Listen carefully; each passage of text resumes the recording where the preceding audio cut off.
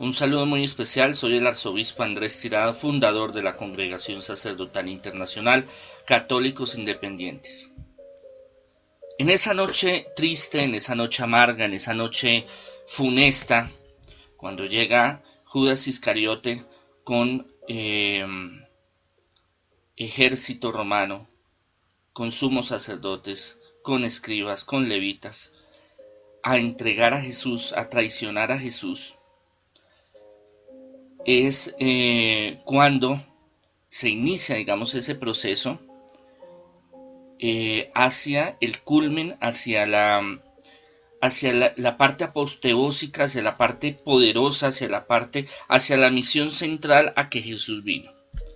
Jesús predicó, Jesús sanó, Jesús habló del reino de los cielos, hizo milagros de sanación, de liberación, de progreso, expulsó a demonios, sanó a paralíticos, enfermos, tullidos, leprosos, resucitó a muertos, perdonó pecados, hizo multiplicaciones de peces, de panes, de vino, de prosperidad, milagros de prosperidad que se llaman, caminó sobre las aguas, hizo una serie de recorridos en su viaje itinerante, en su misión por Cafarnaún y por diferentes partes, Belén, Nazaret, y su culmen era Jerusalén, la capital, donde tendría que cumplirse esa profecía donde Jesús vino a dar su vida para salvarnos, con el pago más grande y importante y poderoso que es su sangre. Por eso es tan importante entender de que el sacrificio de Jesucristo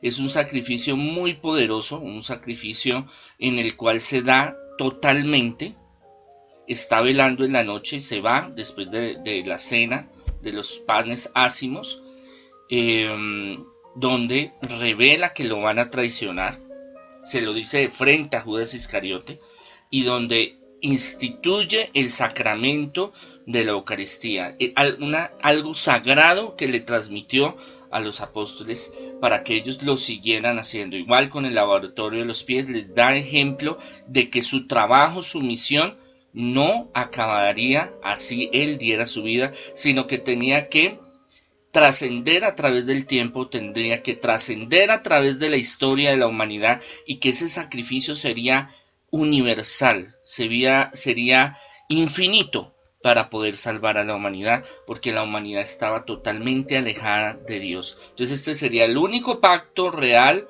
poderoso, nuevo y eterno, donde Jesús da su vida por salvarnos.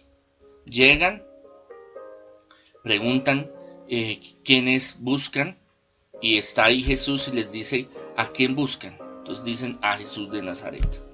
Vuelven y preguntan a quién busca, a Jesús de Nazaret. Es cuando llega Judas y le da el beso de la traición, lo apresan, lo amarran, lo encadenan y se lo llevan hacia Anás y Caifás, sumos sacerdotes. En ese año ellos tenían el gobierno cada año. Ese grado tan importante de hacer los sacrificios le correspondía a una casta sacerdotal, y en ese momento les correspondía a ellos.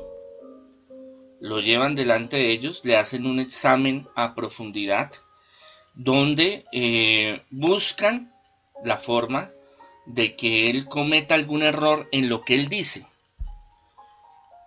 Lo cuestionan, lo llaman de falso, de traidor, de impostor, le hacen de que él sencillamente él mismo declare que lo que él está haciendo va en contra de la ley, de la tradición, porque ellos necesitaban una forma para poder ellos condenarlo, para poder ellos tener justificación, porque su plan era claro, su plan era matarlo, desaparecerlo, porque ellos tenían miedo a revueltas, tenían miedo a que ese poder que Jesús, ese mensaje de transformación, ese mensaje de cambio, ese mensaje donde le da fe y esperanza a los más pobres, a los más humildes, a los más oprimidos, tuviera una fuerza grande. Ellos ya sabían que habían revueltas, que habían momentos difíciles en la historia del pueblo de Israel, sabía de la opresión del pueblo romano, pero ellos preferían una paz a medias, semiesclavos del imperio romano, a una devastación y una limpieza total, que el imperio romano viniera y acabara con todos. Pero ellos no solo lo hacían por el pueblo, sino por su propio pellejo. Ellos solo lo hacían porque querían mantenerse en el poder, porque el poder da dinero, el poder da estatus, el poder da beneficios, y ellos no querían que ese statu quo se viera amenazado, se viera distorsionado, se acabara para ellos, porque como nación ellos eran cabeza fundamental de la organización. El pueblo romano les había permitido ciertas libertades condicionadas a ciertos reglamentos.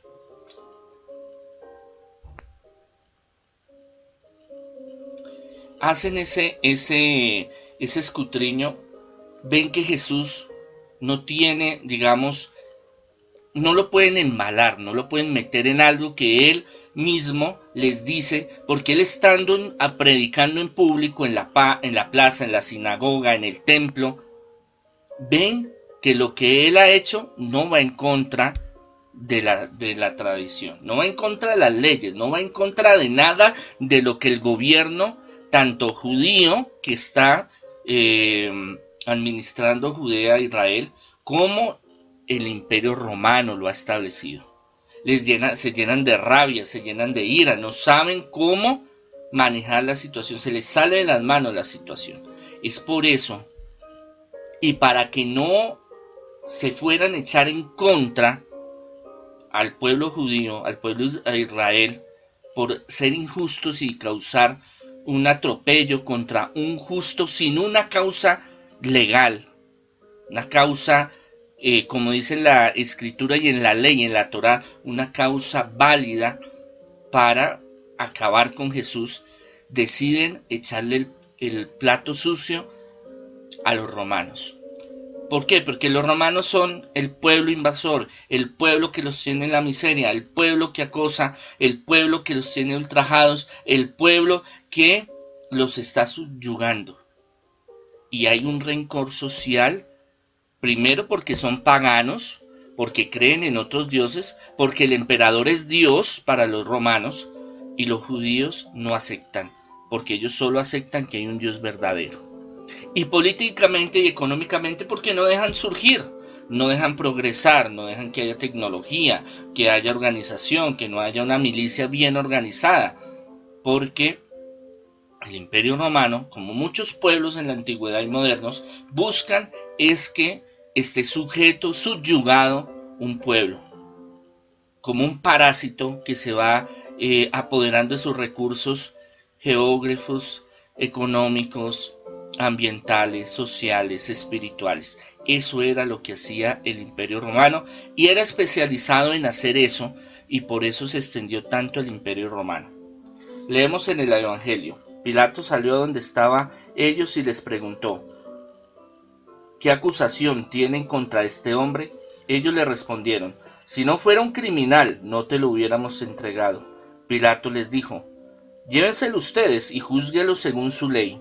Los judíos le contestaron: nosotros no tenemos autoridad para dar muerte a él. Así debía cumplirse lo que Jesús había dicho para indicar la manera como iba a morir. Entró de nuevo Pilatos al pretorio, llamó a Jesús y le preguntó: ¿eres tú el rey de los judíos? Jesús le respondió: ¿dices tú esto por propia cuenta o porque estos te lo dijeron de mí?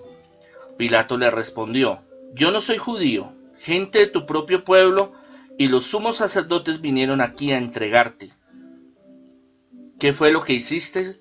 Jesús respondió: no es el mundo el que me ha hecho rey, sino el título de rey me niere de este mundo. Tendría gente a mi servicio que pelearía para que yo no cayera en manos de las autoridades judías. Pero mi título de rey no viene de aquí abajo. Pilato le dijo: entonces, ¿si eres rey? Jesús respondió: eres tú quien lo dices. Yo no he nacido y venido al mundo para esto, para dar testimonio a favor de la verdad. Todo el que está por la verdad escucha mi voz. Pilato le preguntó, ¿y qué es la verdad? Pero al decir esto salió de nuevo a hablar con los judíos y le dijo, yo no encuentro en él razón alguna para condenarlo, pero es costumbre entre ustedes que yo les deje libre a alguien con ocasión de la Pascua. ¿Quieren que deje libre al rey de los judíos? Ellos gritaron otra vez y le dijeron, a ese hombre no, suelta a Barrabás. El tal Barrabás era un bandido. Entonces Pilato se llevó a Jesús y lo hizo azotar. Además los soldados trenzaron una corona de espinas y se la pusieron en la cabeza, y lo vistieron con un manto rojo púrpura, y le acercaban y le decían, ¡viva el rey de los judíos! ¡Viva el rey de los judíos! Y le daban bofetadas. Entonces salió Pilato otra vez y les dijo a los judíos, miren, aquí lo traigo. Quiero que se den cuenta de que no encuentro en él razón para condenarlo. Y salió Jesús con la corona de espinas y el manto rojo. Pilato le dijo, ahí tienes al hombre. Apenas lo vieron los sumos sacerdotes y los sirvientes gritaron, crucifícalo, crucifícalo. Pilato le dijo, llévenselo ustedes y crucifíquelo, porque yo no encuentro en él razón para condenarlo. Los judíos lo replicaron, nosotros tenemos una ley, y según esa ley tiene que morir, porque se declaró hijo de Dios. Cuando oyó Pilato estas palabras, se fue atemorizando más, y entró de nuevo al pretorio y le preguntó a Jesús, ¿de dónde eres? Pero Jesús no le respondió. Entonces Pilato le dijo, ¿a mí no me hablas? ¿No sabes que tengo autoridad para dejarte libre y también para crucificarte? Jesús le respondió, no tendrías autoridad sobre mí si Dios no te lo hubiera permitido. Por eso más culpable es el que me entrega a ti que ellos. Al oír esto, Pilato trató de dejarlo libre, pero los judíos gritaron, si dejas libre a este, no eres amigo del emperador, porque todo el que proclama rey se pone en contra del emperador. Cuando Pilato oyó estas palabras, sacó a Jesús y se sentó en el tribunal, en el sitio que se llama el Empedrado, en hebreo Gábata. Era la víspera de la Pascua, alrededor del mediodía. Entonces le dijo a los judíos, ahí tienen a su rey. Ellos gritaron, que muera, crucifícalo. Pilato les dijo, ¿quieren que crucifiquen a su rey? Los sumos sacerdotes respondieron, no tenemos más rey que el emperador. Entonces Pilato se lo entregó para que lo crucificaran. Vemos cómo es un proceso en el cual la maldad y esta cizaña y este obsesionamiento de los sacerdotes y de los levitas y de los escribas y de los saduceos y fariseos buscan alguna justificación. Y hay un lenguaje tan poderoso en este sentido, donde Jesús tiene un encuentro con Pilato. Lo llevan al pretorio a Jesús, que es como el sitio de la guardia y donde habita la máxima autoridad. Y es ahí donde lo juzgan a Jesús. Donde hacen donde el relato que les acabo de leer habla de los pasos que se dieron. Poncio Pilatos, una figura muy importante, que por mucho tiempo se creyó que no existía, en Cesarea Marítima, una ciudad que está en excavaciones, todavía encontraron una lápida donde dice Poncio Pilatos, procurador de Israel, Jerusalén. Entonces es una cuestión donde las pruebas arqueológicas muestran que sí existió, en este momento histórico de la vida, muerte y resurrección de Jesús, que era Poncio Pilatos, quinto prefecto de la provincia romana de Judea, entre los años 26 y 36.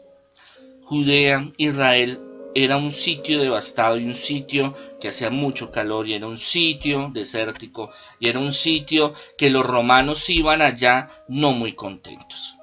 En realidad no era algo, era una ciudad, digámoslo, importante, en Oriente, pero no era un paraíso.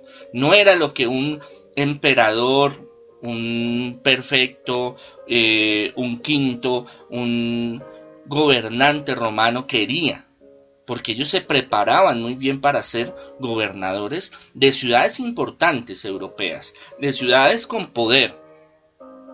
Y César viene a ser el administrador de esa zona, para que me entiendan, y es una zona caótica, es una zona de injusticia, es una zona donde hay muchas revueltas, hay muchos grupos políticos, económicos que buscan destabilizar el Imperio Romano. Vienen muchos problemas, los judíos son muy problemáticos y vienen a traer ese chicharrón, ese problema, y tienen un encuentro filosófico, espiritual, teológico con Jesús. Poncio Pilatos hace lo que está obligado a hacer, como leemos en el texto, porque era una pena grave que él siendo quinto, que él siendo la cabeza, la ley del Imperio Romano, dejara pasar y que eso aumentara. Ese fue el gran miedo, la inseguridad que él tiene. Pero él siempre buscó justicia, el por qué lo van a crucificar. Él ve a Jesús y ve a un simple hombre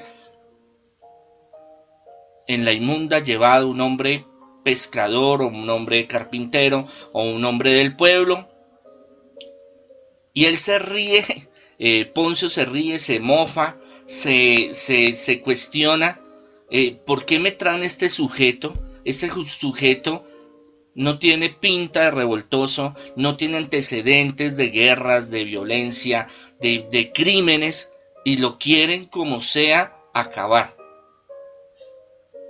Es por eso que él hace ese escrutinio, esa profundización en Jesús, para saber qué es lo que él piensa, qué es lo que él proclama. Y él es muy claro. Y en ese pensamiento, ese raciocinio, él le aclara que Dios le da el poder a él, a Poncio, para que lo juzgara. Pero él es consciente que la culpa no es de Poncio, la culpa es de los sumos sacerdotes, de las autoridades judías, que buscan acabar con él sin ningún juicio claro, ni siquiera pruebas. Entonces se da una gran injusticia. Pero ¿qué es lo que pasa? Está entre la espada y la pared el César, este Poncio.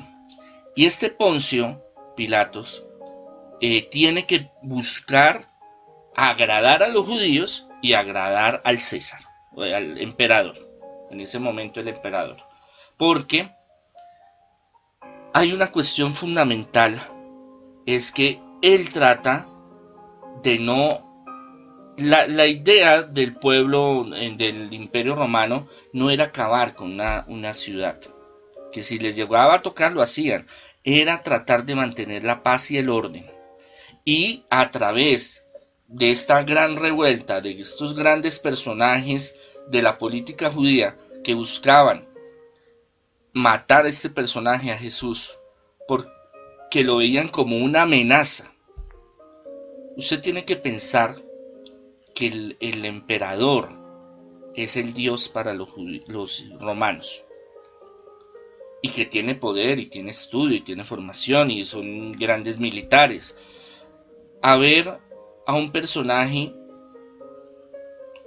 básico, humilde, sin pretensiones, aunque en eso él mismo le aclara y le dice, le responde con esa retórica de que Poncio le dice, lo cuestiona, si es el rey o no es el rey, él le dice, tú lo has dicho.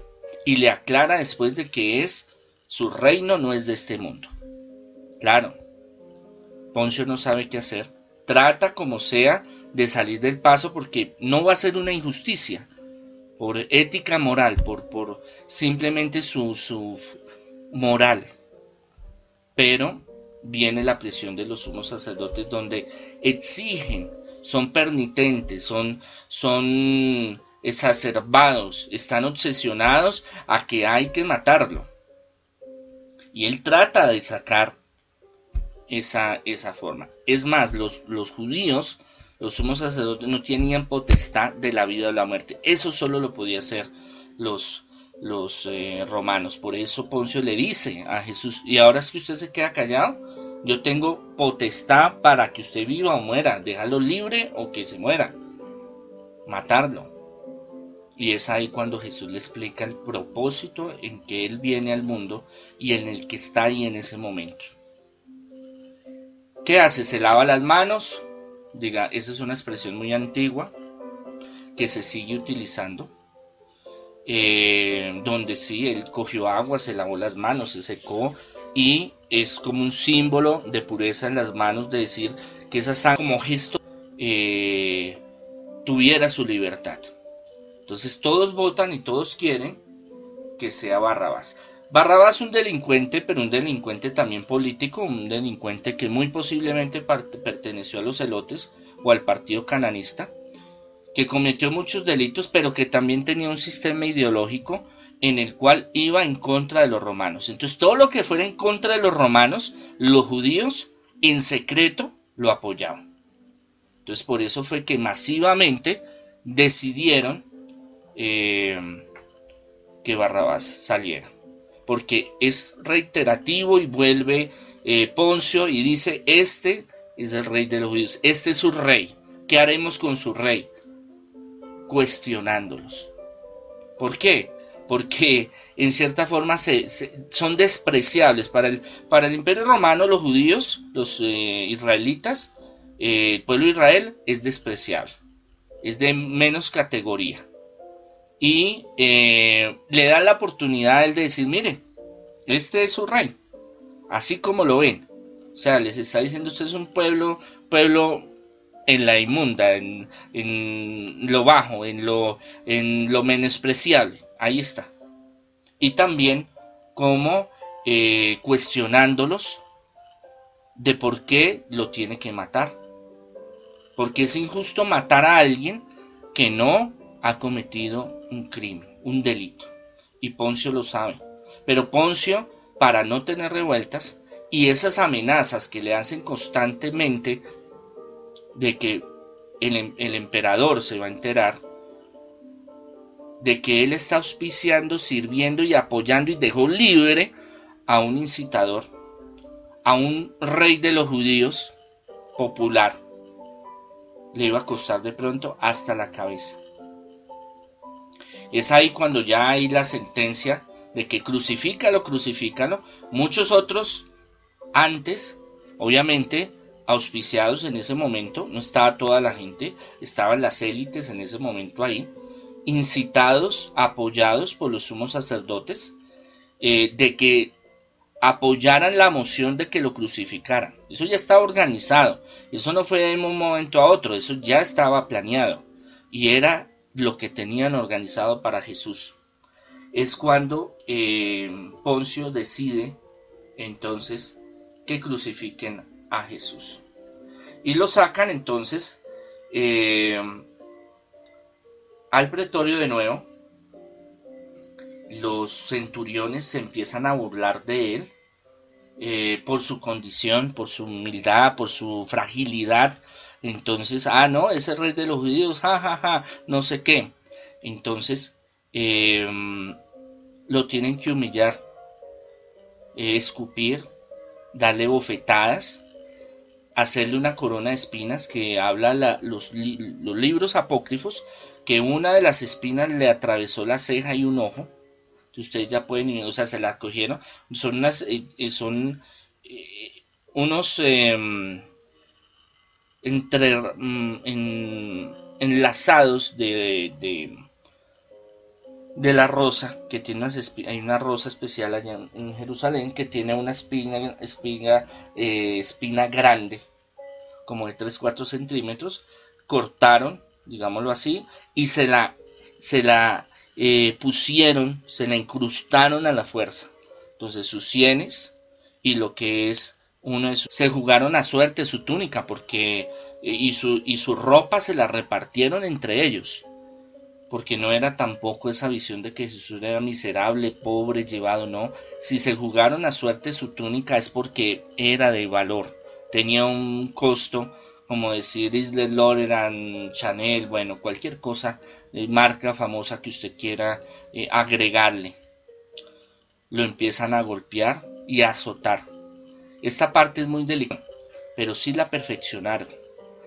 El pueblo romano absorbía una nación, un pueblo, cogía sus conocimientos, los adaptaba, los potencializaba, los manejaba de una forma que fuera contundente.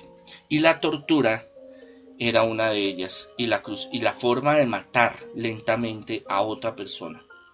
¿Por qué? Por la psicología del dominio, del dolor, del sufrimiento, para que la gente, al ver que los prendían en brea, que los empalaban, que los crucificaban de muchas formas, porque no había solo un estilo de crucificación, que los azotaban, que les despellejaban, se lo tiraban a los leones, a los perros, bueno, una cantidad de cosas, los dejan desangrándose, había una cantidad de estrategias para sufrir, llenaba de pánico, de terror a la sociedad judía israelita, y no solo el pueblo judío israelita, sino las naciones que ellos conquistaban.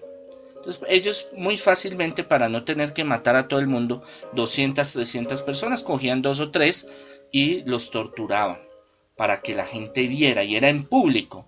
Entonces la gente miraba cómo iban torturando a Jesús.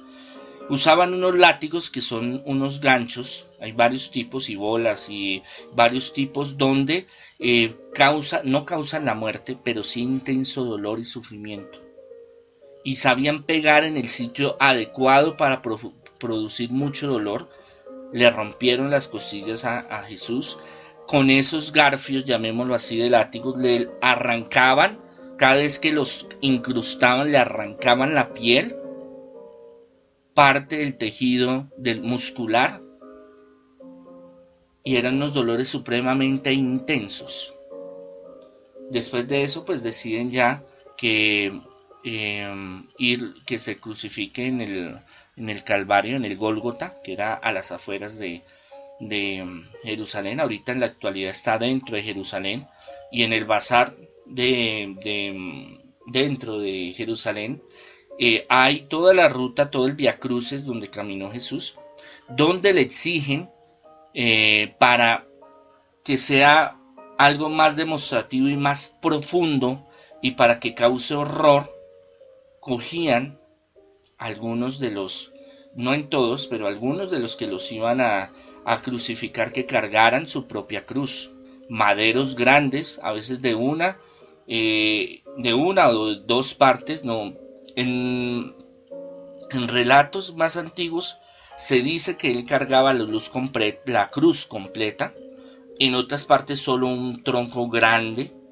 Entendemos de que estaba sin dormir, está sin alimento, está haciendo un gran calor y frío, porque hace unas temperaturas muy grandes en la noche, golpeado, escupido, burlado, latigado, desangrándose, golpes, hematomas profundos dentro de sus órganos que le impidían caminar, pero que sin embargo lo iban latigando y obligando a que él llevara su cruz.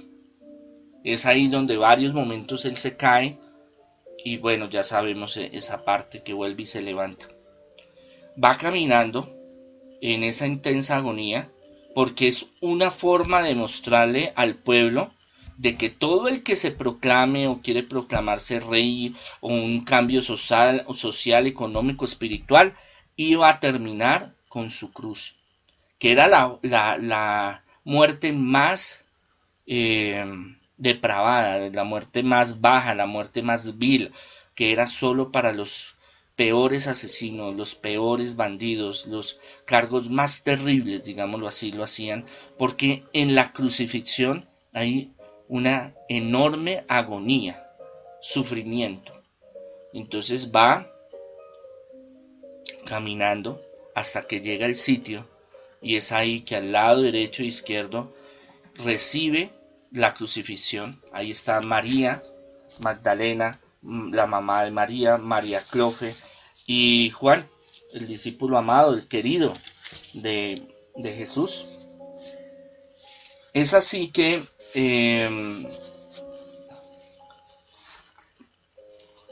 para sacarle la piedra a los judíos, Poncio decide hacer algo que es muy tradicional y justo, digamos, para la visión romana, que es ponerle en el letrero, en la parte de arriba, el nombre, digámoslo así, el, el, el adjetivo, el por qué, el para qué está pasando esa situación. ¿Por qué es crucificado? Su delito. Y como no hay ninguno, entonces es cuando Poncio dice en griego, en latín y en hebreo, INRI, escribe INRI, Jesucristo Nazareno, Rey de los Judíos. Y lo cuestionan y le dicen, no, pero es que él no es el Rey de los Judíos. Y él dice, lo que está escrito, escrito queda, que es una gran frase que se utiliza, muchas frases que nosotros tenemos en el diálogo, en el ardor cotidiano, lo utilizamos por palabras que están en la Biblia, palabras que se utilizan en el derecho, están en la Biblia. Entonces lo crucifican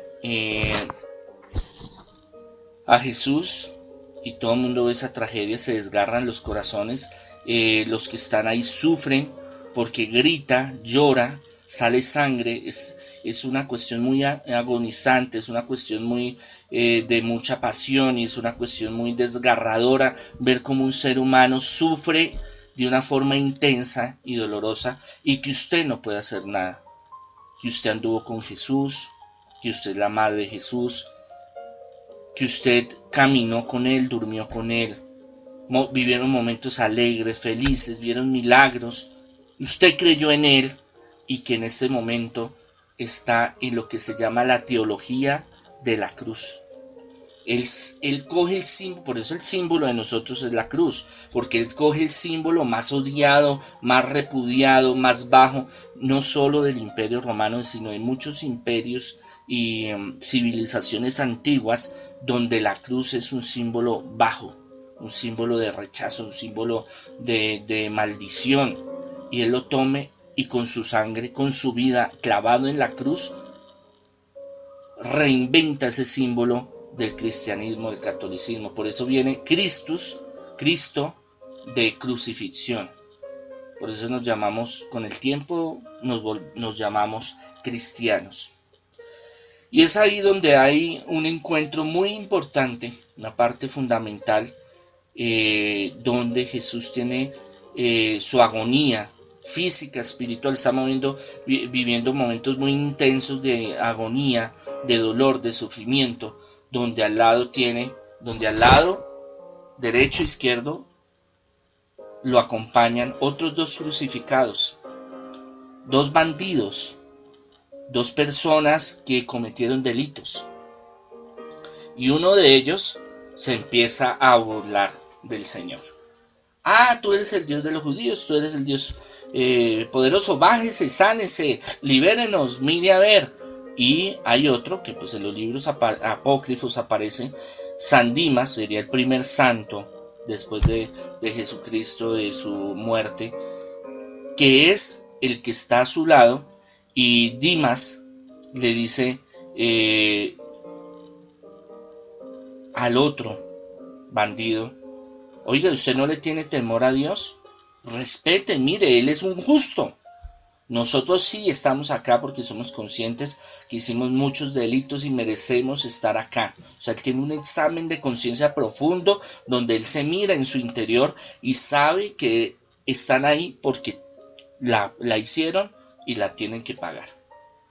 Pero en ese momento Él reconoce que Él es el Señor y reconoce que Él cometió muchos errores, pero aunque Él esté ahí en esa misma situación, sabe que es el Señor y que Él lo puede salvar. Es así como en el texto,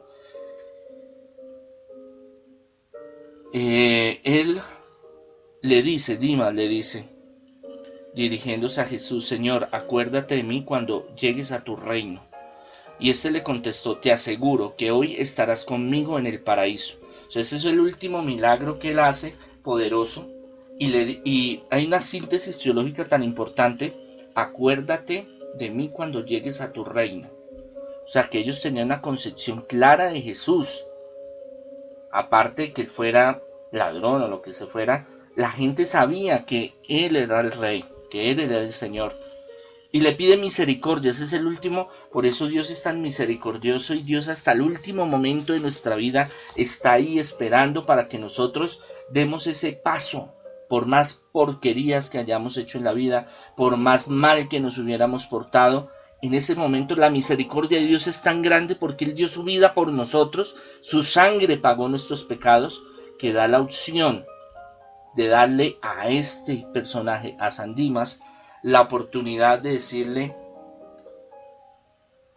que en ese mismo instante iba a estar con él. Imagínense, con Jesús, con Dios mismo, tomado de la mano en el reino de los cielos. Reino, no choza, no casa, no lugar.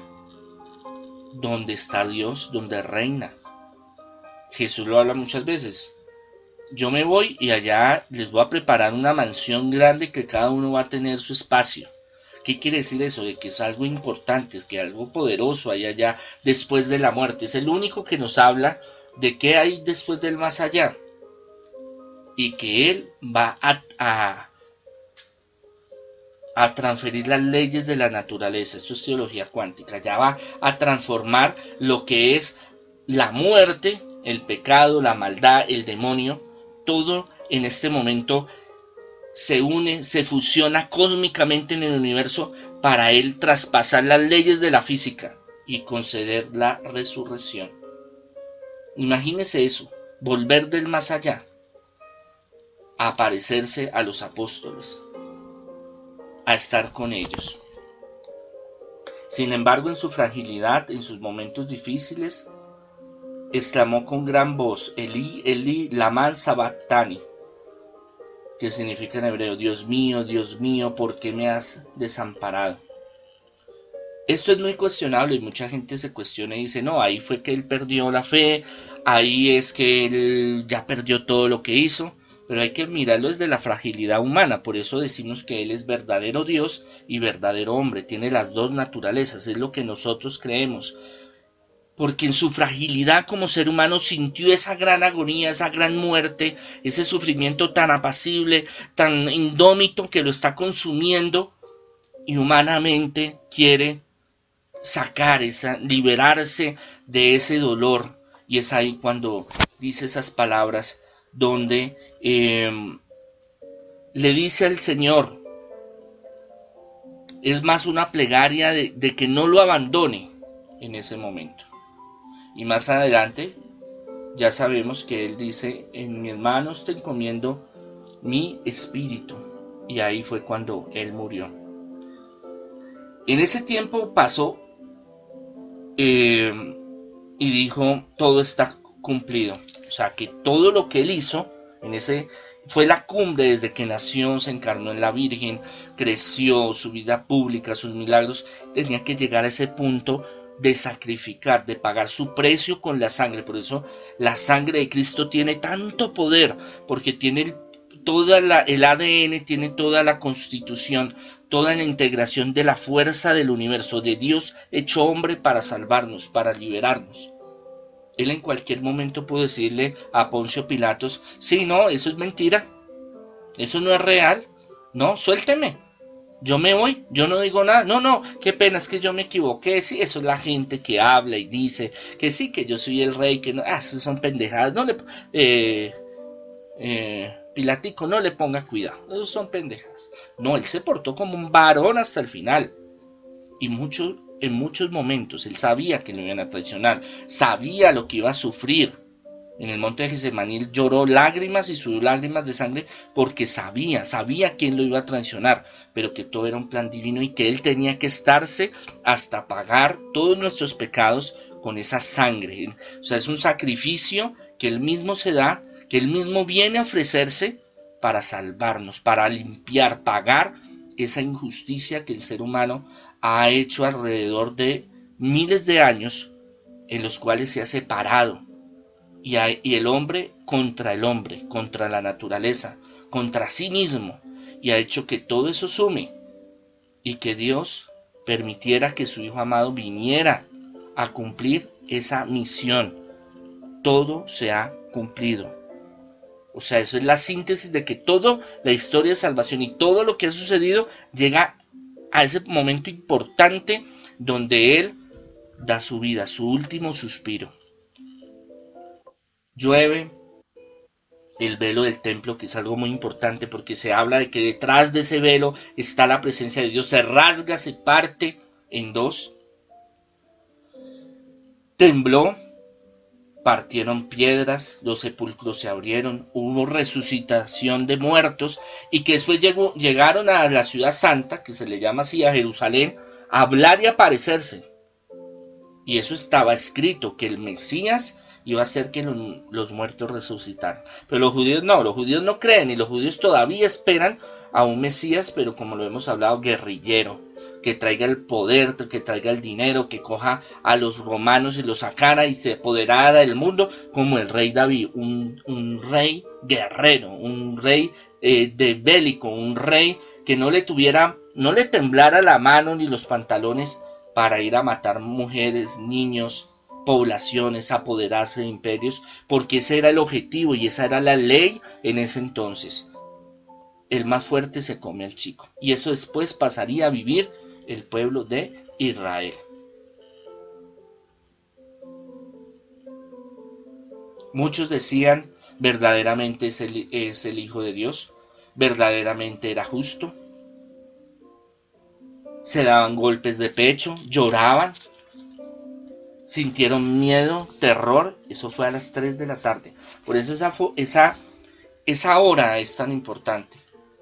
Por eso esa hora es fundamental, porque todo está en 3 en el universo. Físicamente, cuánticamente, todo está unido al número 3, como el Padre, el Hijo y el Espíritu Santo. Por eso es que toma el enemigo la hora de las 3 de la mañana para hacer brujería, los brujos satánicos, para hacer muchos trabajos de maldad. Y es en esa hora que se desanerva, coge fuerza las fuerzas negativas, que es lo contrario. El enemigo siempre busca lo contrario, busca que la misa normal, no, voy a hacer la misa negra. No, si Dios tiene el Padre, el Hijo y el Espíritu Santo, no, yo voy a tener la bestia, el anticristo y Satanás. Entonces todo es al contrario de lo que Dios quiere, el bien y el mal, lo bueno y lo malo. Entonces en esta hora es una hora muy importante para entender y reflexionar que Jesucristo es el Señor, que Él vino a darnos su vida, que Él sufrió, pasó necesidades espirituales, materiales, pasó humillaciones, sangró, lloró, sintió traición de sus amigos, sintió desolación, se sintió solo. Vio en la cruz a su madre, a María Magdalena, a la María Clofe, a Juan y a sus apóstoles que estaban escondidos y perdidos y viendo cómo se iba desgarrando su carne, su sangre. Dice la Sagrada Escritura que era un pedazo de carne de los golpes, de los latigazos, de todo lo que viene, un pedazo de carne desfigurado, que no se le veía bien el rostro, que no se le veía bien la carne, y desangrándose lentamente, ahogándose. Se habla que fue un paro cardiorrespiratorio por el que el peso del cuerpo lo fue asfixiando. No se sabe si fue en las manos o en las muñecas que lo crucificaron, si fue con un árbol y encima un pedazo atravesado de madera o si fue una cruz como tal, si le cruzaron los pies o si los pusieron a medias, porque eran muchos tipos de crucifixión y en eso eran muy creativos, pero el hecho es que fue crucificado, que todo el mundo vio ese sufrimiento, esa desidia contra un ser que había hablado del amor, que los había sanado, que les había hecho milagros de prosperidad, y sin embargo Él se estaba ofreciendo en ese momento lo más precioso que tenemos, su sangre, como Dios, como Rey, Hijo de Dios, para pagar nuestros pecados, nuestras condenas, todo lo malo que habían hecho nuestros antepasados, en ese momento y a futuro, pasado, presente y futuro. O sea, atraviesa el tiempo y el espacio, por eso es cuántico, por eso atraviesa las leyes de la naturaleza y hace algo que nadie nunca había hecho y que solo Dios lo podía hacer.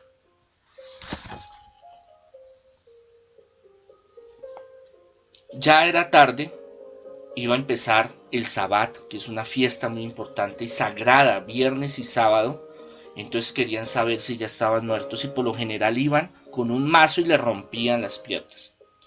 Le rompieron las piernas a los dos que estaban al lado, porque todavía estaban vivos, en una forma de que murieran más rápido. Pero a Jesús lo vieron ya muerto y decidieron, Lancino, que es un pretórito, un guardia, atravesar su costado con la lanza, una lanza que por mucho tiempo se ha buscado. Hay varias lanzas, todavía no se sabe cuál es la verdadera, que tiene poderes, y eso los nazis lo buscaban para hacer muchas cosas, y muchos pueblos antiguos. Era un símbolo de poder y un símbolo de fe y un símbolo de la sangre poderosa de Cristo. Lo atraviesan y sale agua de su costado y sangre. Ya saben que está muerto. José de Arimatea, el tío materno, por parte materna de la Virgen María, de la casta de los sumos sacerdotes, un empresario poderoso con dinero, que lo amaba a Jesús, no solo porque era familiar, sino porque se sentía identificado, habla con Poncio Pilatos y le dice: hágame el favor, deme el cuerpo, yo quiero darles sepultura, una sepultura como él se lo merece. Y Poncio acepta. Yo creo que Poncio en su corazón sintió hasta pesar, dolor, de que un ser tan especial como Jesús hubiera sido torturado de esa forma. Pero como era la ley y como era la forma en que ellos lo hacían, él no podía mostrar debilidad. Él no podía cambiar lo que estaba sucediendo, primero porque era algo que tenía que ocurrir, que estaba planeado, profetizado, que estaba organizado, incrustado en la historia de la salvación para la humanidad. Por eso Jesús se lo dijo: usted no tiene el poder, usted no es por usted, es porque Dios le da el poder de hacerlo. Decide, lo van a embalsamar como es costumbre. Uno de los allegados, digamos, a Jesús da los ungüentos, da los perfumes, y José de Arimatea da un sepulcro que acaba de ser excavado, y ahí el Santo Sepulcro, lo llamamos actualmente, es donde depositan nuevo, no lo habían usado, porque la ley de los judíos, su muerte tendría que ser, su sepelio, digámoslo así, por entenderlo, tenía que ser así. Y es cuando en lienzos lo cubren, lo amortajan, como es la tradición judía, a él sus exequias, ¿sí? Su proceso en ese entonces es tradición completamente judía, así hacían con los judíos. Y una gran roca la ponen y tapan. Yo estuve en Jerusalén y vi varios lugares que todavía están sellados y son en la roca, son cuevas prácticamente, y son ruedas o bloques grandes de piedra de tonelada. Entonces no es fácil, eso no lo levanta 2 o 3 personas, eso tiene que ser una cantidad de gente para poderlo mover. Es ahí donde él entra a su proceso de transformación física, biológica, donde su cuerpo se desprende de su espíritu, se desprende de su cuerpo empieza a empezar el proceso de descomposición. Y es cuando viernes, sábado y llega ya el domingo, donde hay la resurrección, donde hay el sentido más grande de la práctica de la fe, del cristianismo, donde está todo lo que nosotros creemos. Sin resurrección no hubiera habido nada. Es lo más fundamental después de que él da su vida, paga el precio de nuestros pecados, de nuestra maldad, y es cuando Él resucita triunfante. Hay guardias porque tenían el miedo a que se lo robaran. Eso no era una cosa nueva, eso ya era... ¿Para qué? Para decir de que Él había resucitado y entonces era un mártir. Van y encuentran la tumba vacía, María Magdalena y la otra María, y ellas son las primeras misioneras que van a decir y hablar, mire, no está. Ellas todavía no entienden. Lo primero es que entran en pánico, en angustia, pensando que se robaron a Jesús y que no iban a tener tiempo de poderlo contemplar, tener. Cuando ustedes le desaparecen a un familiar, usted vive en la zozobra, en la angustia todo el tiempo. ¿Estará vivo? ¿Estará comiendo? ¿Le habrán pegado? ¿Dónde estará? Hasta que ya encuentran el cadáver y usted tiene dónde. Nosotros tenemos unas tradiciones de dónde decir, aquí está el cuerpo de fulano y vengo y lo visito.